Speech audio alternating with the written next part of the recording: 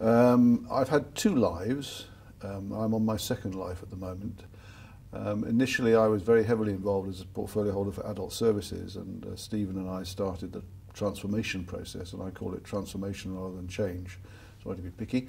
How I'm involved now and how I have been involved now is in changing the way in which we report performance and report statistics to members, particularly to enable them to understand what's going on more than they have in the past been able to do because of the relative, it's not obscurantism, it's the relative opaqueness of the way things were presented in the past.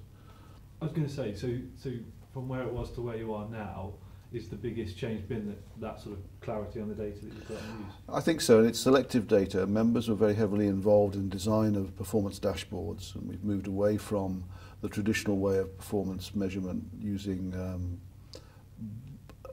narrative and tick boxes and yes, no, better, worse, red stars and smiley faces, which I loathe.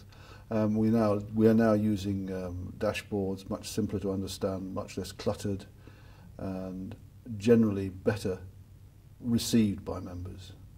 And how important do you think it is to have or to utilise that data rather than going in the old style of doing things? Without data, you can't make valid decisions, you can't understand what's happening, you're just relying on people giving you hearsay.